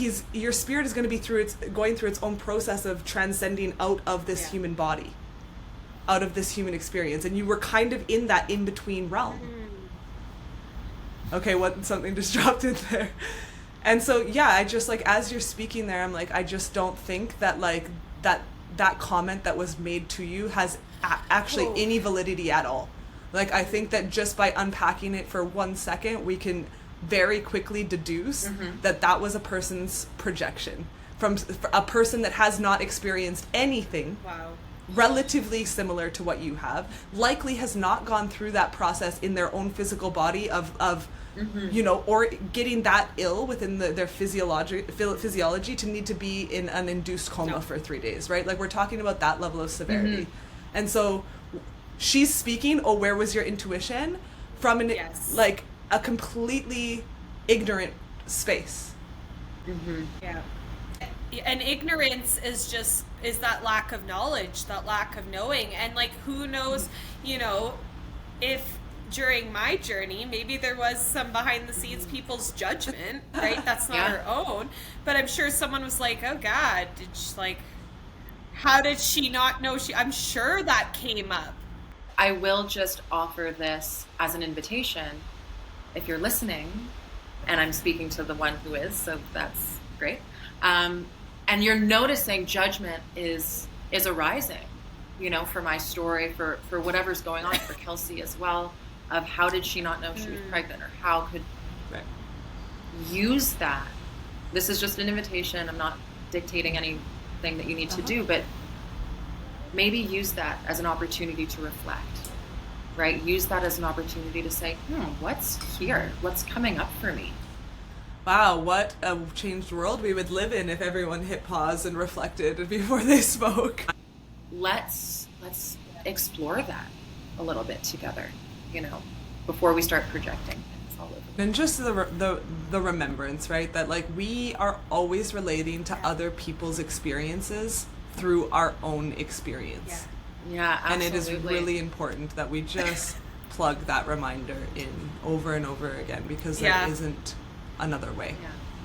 We can only right. And so listen, be curious, ask questions, right? That's what we're always encouraging, is like, instead of literally that statement that was projected at you could have been reframed into a question. Did you feel connected to your intuition in your birthing experience? Or when did you feel like that, that connection maybe like was severed a little bit, or like, different things. Like, and a question isn't usually so painful, right? Of course, being asked certain questions can be confronting, and that can bring up also processes, but it will be more gentle than an abusive statement like that.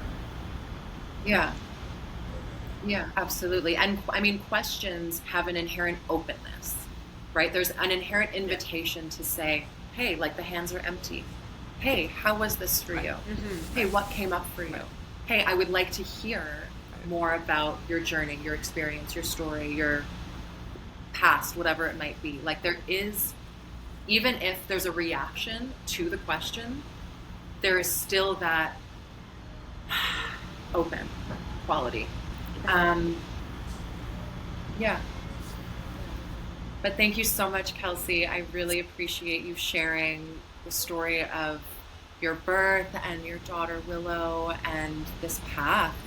It's been so really beautiful to just hear the story in full and receive the medicine of your words and your prayers. And I appreciate you coming on and into the space. So I just want to come back to you for a second and just make sure that your story feels complete and packaged for the audience and the listeners, or if there's any last little pieces that you wanted to throw in, please do. Thank you. Absolutely. Yeah, I feel pretty complete. I think where I kind of left off, it's like all these little nuggets and all these pieces and all the things that unfolded exactly as they did and happened for whatever reason, something greater than us. It's all led us to the now. And the now is such a blessing, is such a miracle. It doesn't mean that there hasn't been life things. It doesn't mean that things are always rainbows and sunshines, but I think it comes back to what you said. Life is going to hand you what it's going to hand you. In my case, it handed me motherhood in a second and a beautiful baby. In your case, it handed you death, right? Like in so many women's cases. And so whatever it is, I think when we can, what you guys have done here, and for many women that will continue to come on this podcast, is so important, because our stories are medicine, but also when it's allowed, when the container is set, when there's that safety, when there's that trust and that openness and that curiosity and that more like that questioning and that more like wanting to just know what it is, like how things are, rather than how maybe we want them to be in our minds or our own projections. So this is really sacred work that you women are doing, and these conversations are so important.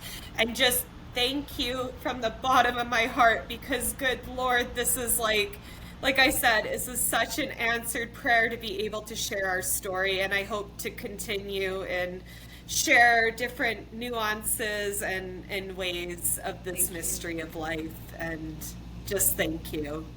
We did it!